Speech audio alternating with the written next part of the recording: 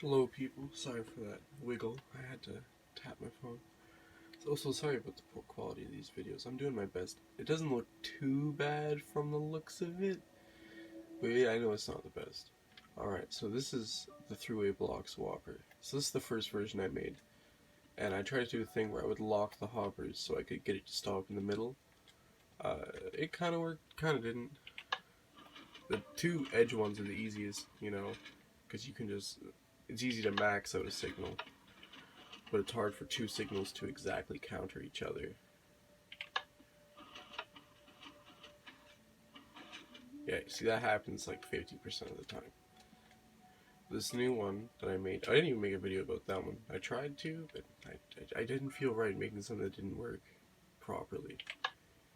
But this one works perfect every time, but it's just a little slower. You didn't really get a chance to see how fast that one went, but see, you can do the edge ones, and then it can do the middle. Watch this middle. So how I went about getting the middle for this is have both, because you can't have both pistons extend and then retract at the same time, because for some reason, like 50% of the time, one of the pistons still boop. They still go forward. Like because when a piston's extended, it's an immovable object, and so then this one can't be moved. But then when they both close at the same time, I don't know if it's a bug or if I just wired it really weirdly, but one of these would always extend after the fact. So what I had to do, have them both extend and then push it up. But yes.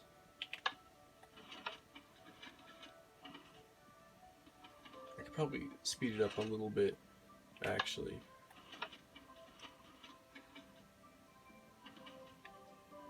But yes. I'm not going to do a tutorial. I was going to do a tutorial, but it's a little big. It would take about 20 minutes. So I figured I'd just kind of explain it. So this is a very simple double piston extender, right? Back here is the circuit that makes it work.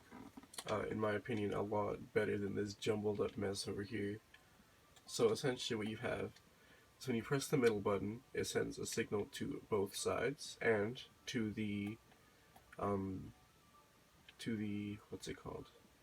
The double piston extender. And then when you press the right side, because you know it's mirrored, it sets off this side, and when you press this side, it sets off this side. And of course, all of these lead to this, to set off the double piston extender. So what happens is you press the button, and in about 1 or 2 ticks, this starts to close, and then a lot of ticks later, these extend in order to give this time to close, because this has a pretty long closing animation.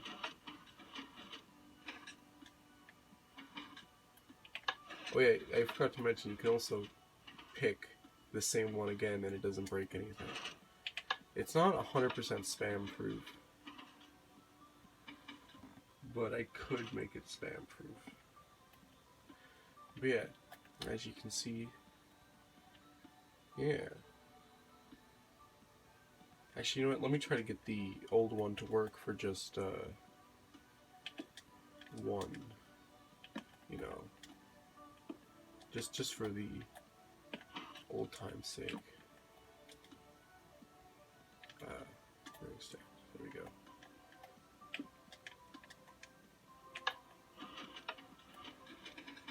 You see how much faster this one is?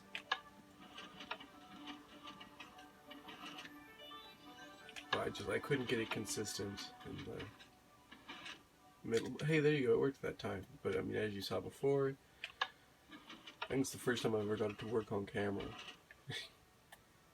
This is the V1. It is faster, but it's a lot less reliable. And of course, now that I'm saying it, it's not doing anything.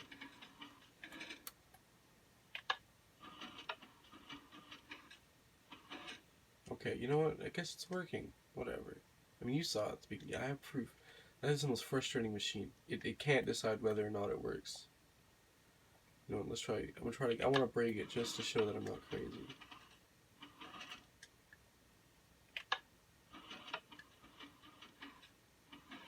There we go.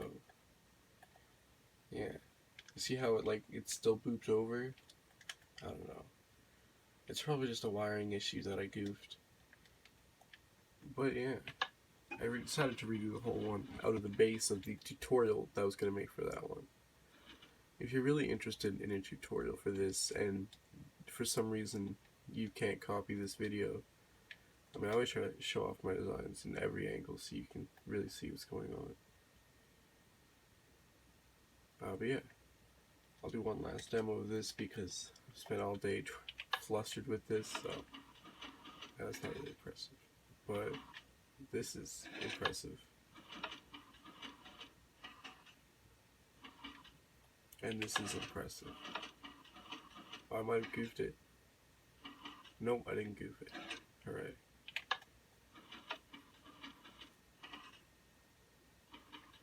Back to the middle is honestly the most finicky part. To make a 2-block swapper on bedrock without quasi connectivity is actually super simple. You don't even need the double piston extenders, you can just do the flip-flop thing. But the 3 is a little tricky because obviously. Okay, enough rambling and just extending this. One last go around. Alright. Goodbye, people.